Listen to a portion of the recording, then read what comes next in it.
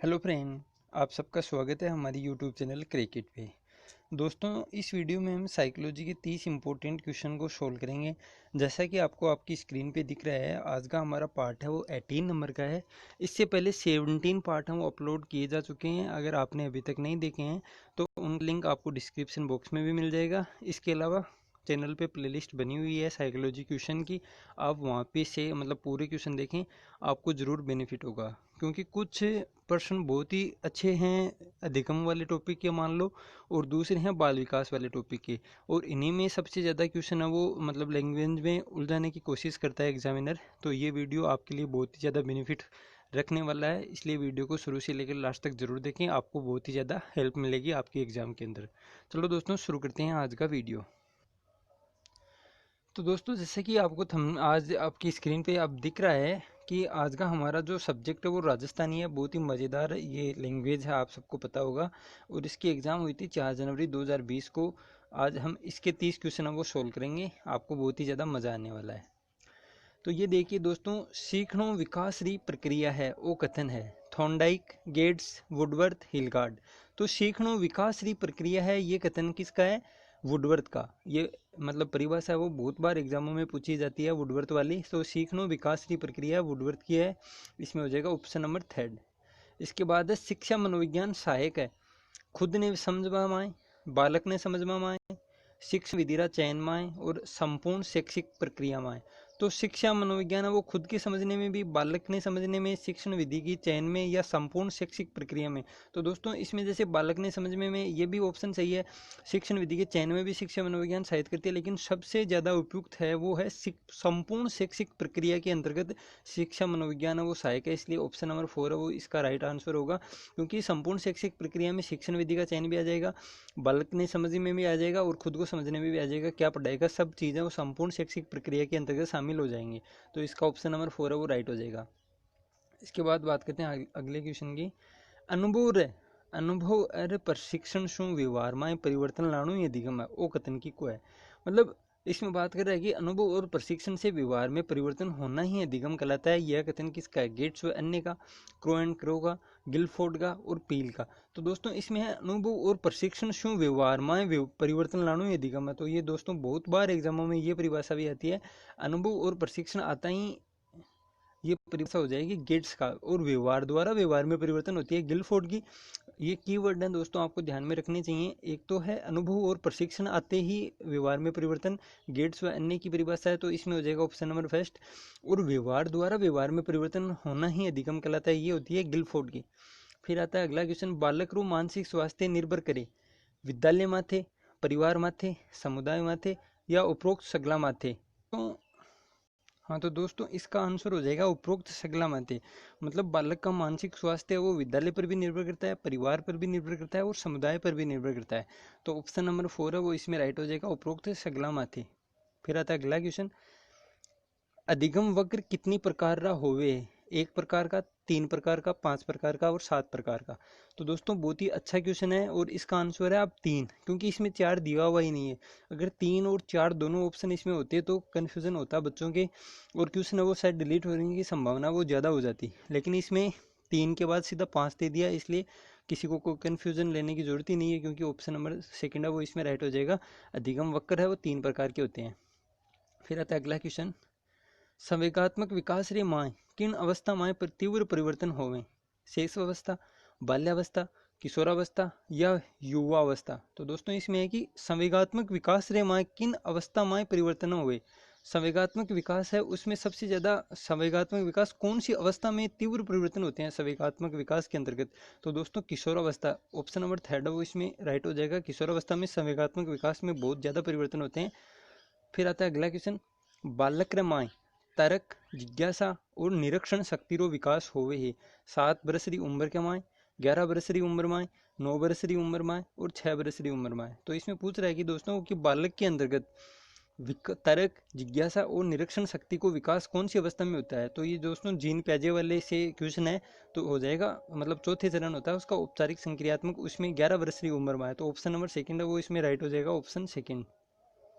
अगर यहाँ पे 11 वर्ष नहीं आता तो 12 वर्ष से इसमें ज़्यादा राइट होगा, क्योंकि 11 और 12 का एक क्वेश्चन आया था इसी पेपरों में, मेरे को याद नहीं है कौन सा सब्जेक्ट का वो पेपर था।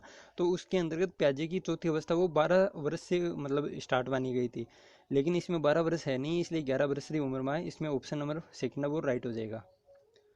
फिर आता है अगला क्वेश्चन, किशोरावस्था गणेश संघर्ष तूफान तनाव और विरोधी अवस्था है, वो कथन है स्टेनले हॉल, होलिंगवर्थ, ब्लेयर और किंग। तो दोस्तों बहुत ही इजी सा क्वेश्चन है, बहुत बार ये परिभाषा वो रिपीट होती है, लगभग हर पेपर में आपको देखने को मिलेगी, हर दूसरे या तीसरे पेपर में। किशोरावस्था तूफान संघर्ष की अवस्था है, ये कथन है स्टेनले हॉल का। ऑप्शन नंबर फर्स्ट वो इसमें राइट हो जाएगा, स्टेनले हॉल। फिर आता है अगला क्वेश्चन, किशोर बालक चरित्र की विशेषता है ऊंचा आदर्श, आत्म अभिमान, शक्तिशाली कल्पना और उपरोक्त सगला। इसमें पूछ रहा है कि किशोर बालक के चरित्र की कौन सी विशेषता है। तो दोस्तों इसमें हो जाएगा उपरोक्त सगला, मतलब उपरोक्त सभी हैं वो सही हैं, ऊंचे आदर्श भी होते हैं, आत्म अभिमान भी होती है और शक्तिशाली कल्पना भी इसमें पाई जाती है। तो ऑप्शन नंबर 4 उपरोक्त सगला इसमें राइट हो जाएगा। फिर आता है अगला क्वेश्चन, किशोर अधिगम करता रे माए संवेगा ने आधार मानता थका मैकडूगल कितनी मूल प्रवृत्तियां बताई है। मतलब मैकडूगल ने किशोर अधिगम करता के अंतर संवेगों की कितनी मतलब मूल प्रवृत्तियां बताई हैं संवेगों के आधार पर। तो इसमें हो जाएगा ऑप्शन नंबर थर्ड है, 14 मूल प्रवृत्तियां इन्होंने बताई हैं। और ये रीट के अंदर भी दोस्तों आप सबको पता होगा कि रीट में भी ये क्वेश्चन आया हुआ था। हम जल्दी रीट के भी सभी पेपर इसमें आपको देखने को मिलेंगे जल्दी, लेवल फर्स्ट और लेवल सेकंड दोनों आपको पेपर इस चैनल पे आपको मिल जाएंगे, इसलिए आपको टेंशन लेने की जरूरत नहीं है।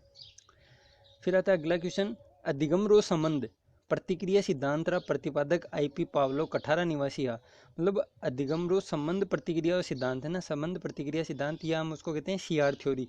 उसके प्रतिपादक आईपी पावलो, इस इन्होंने ये दे दिया है कि प्रतिपादक आईपी पावलो ने किए थे और कौन सी जगह के निवासी थे। इसमें क्वेश्चन ये पूछा गया, तो अमेरिका, रूस, जर्मनी और फ्रांस। तो दोस्तों आप सबको पता होगा कि पावलो और रूस के निवासी थे, इसमें ऑप्शन नंबर सेकंड वो राइट हो जाएगा, रूस। जिसमें आप सबको पता है कि इनको मतलब पाचन क्रिया से संबंधित प्रयोग करने के कारण नोबेल पुरस्कार मतलब दिया गया था 1904 ईस्वी के अंतर्गत। ये भी आपको चीज़ ध्यान में रखनी है कि मतलब अधिगम शिक्षा मनोविज्ञान से संबंधित एकमात्र ये हैं वैज्ञानिक जिनको नोबेल पुरस्कार भी मिला हुआ है, तो वो हैं आईपी पावलोव जो रूस के संबंधित थे। फिर आता है अगला क्वेश्चन, अधिगम रोग गेस्टाल्टवादी अधिगम है, अधिगम रोग गेस्टाल्टवादी सिद्धांत है सूजरो सिद्धांत, भूलर पर्यटन रो सिद्धांत, संबंध प्रतिक्रिया रो सिद्धांत या सक्रिय अनुबंधन अनुक्रिया रो सिद्धांत। तो दोस्तों सूजरो सिद्धांत, ये तो बहुत ही इजी क्वेश्चन हो गया है, अधिगम को गेस्टाल्टवादी सिद्धांत है सूजरो सिद्धांत। ऑप्शन नंबर फर्स्ट है वो इसमें राइट हो जाएगा, सूजरो सिद्धांत। उत्तेजक अनुक्रिया सिद्धांत का प्रतिपादक है कोहलर, स्किनर, पावलव और थॉर्नडाइक। तो दोस्तों ये भी मतलब इजी क्वेश्चन है कि उत्तेजक अनुक्रिया सिद्धांत किसने है, तो थॉर्नडाइक हो गया। एस आर थ्योरी, एस का होता है स्टिमुलस और रिस्पॉन्स होती है अनुक्रिया, एस आर थ्योरी है वो थॉर्नडाइक के द्वारा दी गई थी। ऑप्शन नंबर 4 इसमें राइट हो जाएगा, थॉर्नडाइक। और दोस्तों आप सबको पता है कि कोहलर हैं वो गेस्टाल्टवादी सिद्धांत से संबंधित हैं, स्किनर ने क्रिया प्रसूत अनुबंधन सिद्धांत दिया था और पावलोव की बात हम कर चुके हैं, संबंध प्रतिक्रिया सिद्धांत या सी आर थ्योरी। अब बात करते हैं आगे क्वेश्चन की, संकेत अधिगम रमाय सीख्यो जावे पारंपरिक अनुकलन, मनोविज्ञान, वातावरण या मनोदैहिक। तो इसमें पूछा है कि संकेत अधिगम के माय संकेत अधिगम के अंतर्गत क्या सीखा जाता है, पारंपरिक अनुकलन या मनोविज्ञान या वातावरण या मनोदैहिक। तो दोस्तों इसमें है पारंपरिक अनुकलन, ऑप्शन नंबर फर्स्ट है वो इसमें राइट हो जाएगा। संकेत अधिगम आप सबको पता है कि संकेत अधिगम वो पावलो के सिद्धांत पर आधारित है, सीआर थ्योरी पर। पारंपरिक अनुकूलन ऑप्शन नंबर फर्स्ट। सामाजिक अधिगम रो आरंभ होवे है अलगाव शू, भीड़ शू, संपर्क शू और दर से सर्वे सामग्री शू।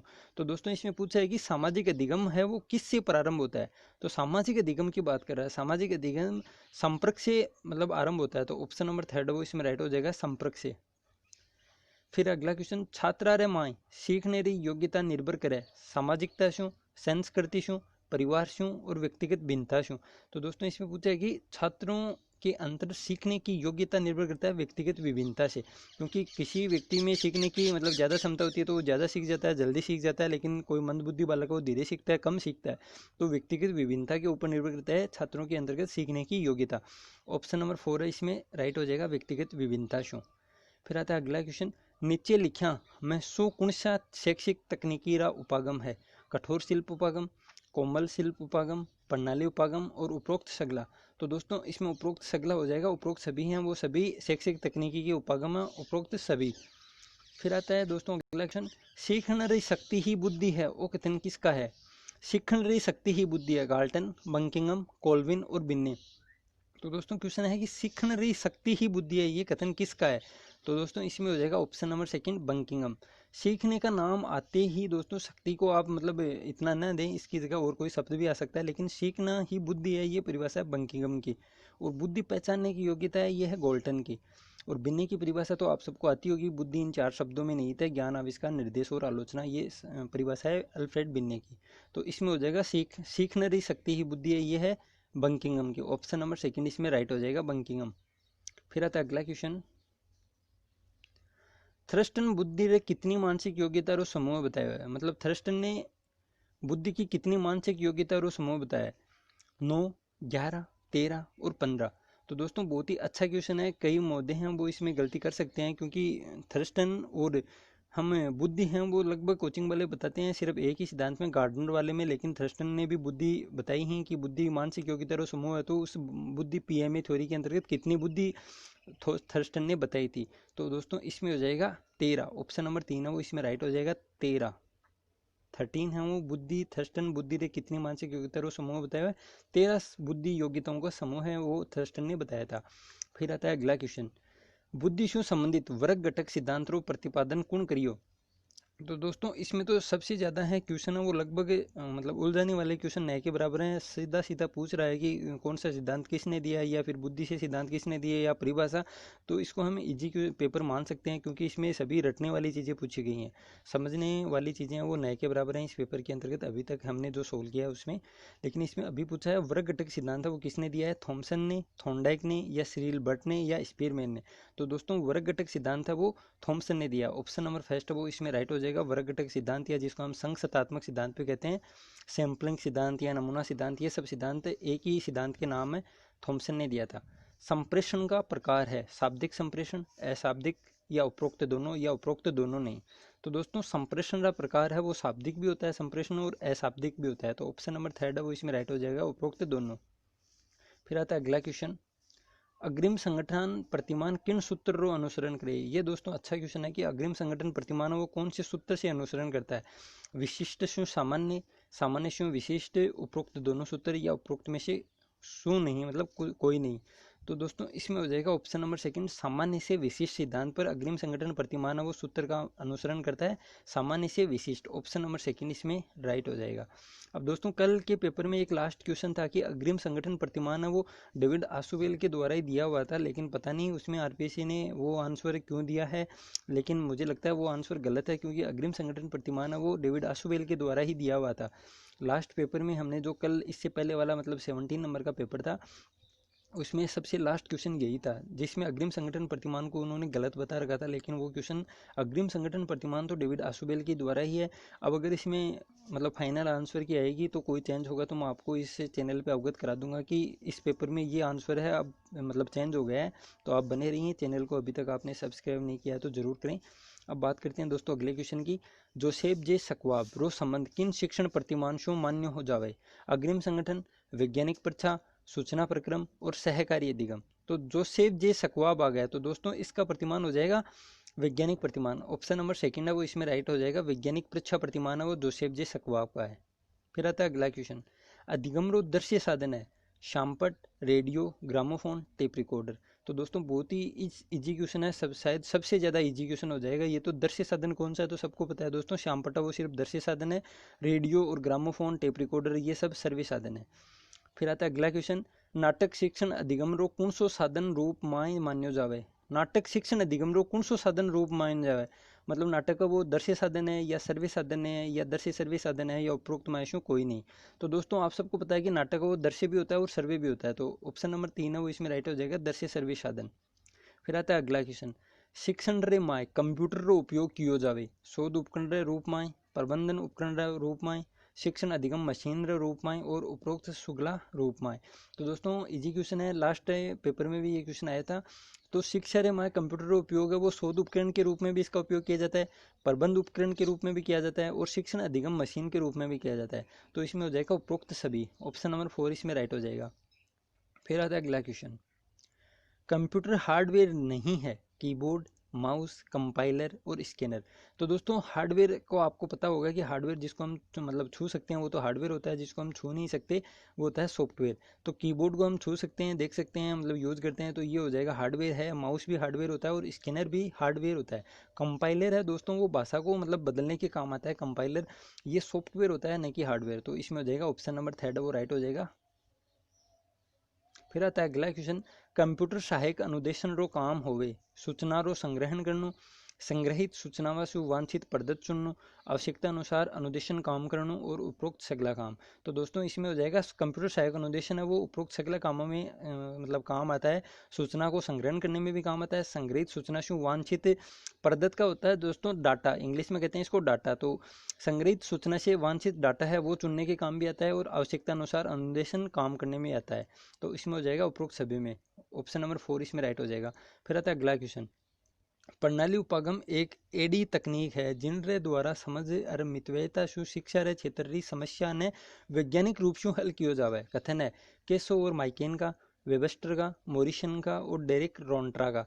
तो दोस्तों इसमें हो जाएगा ऑप्शन नंबर फर्स्ट, केसा और माइकेन। ऑप्शन फर्स्ट हो इसमें राइट हो जाएगा, लेकिन ये रीट के सिलेबस में नहीं है, इसलिए आपको ज़्यादा जोर देने की ज़रूरत नहीं है इन परिभाषाओं को रटने की, क्योंकि ये एक आईसीटी वाली यूनिट है जिसमें से लगभग 5 क्वेश्चन आते थे। उसमें लगभग शिक्षण सहायक सामग्री भी इसी यूनिट में थी, तो इसलिए आपको ये 2-3 क्वेश्चन जो आपको कंप्यूटर से संबंधित लग रहे हैं उनको ज़्यादा गौर से देखने की ज़रूरत नहीं है अगर आप रीट या सेकेंड ग्रेड की तैयारी कर रहे हैं तो। लेकिन आप अगर फर्स्ट ग्रेड की मतलब तैयारी कर रहे हैं तो आपको पूरा पेपर है वो एकदम फर्स्ट पेपर का ही हम मतलब फर्स्ट ग्रेड का ही हम सोल्व कर रहे हैं, इसलिए आपको पूरा सिलेबस के अनुसार है आपको सभी क्वेश्चन देखने हैं।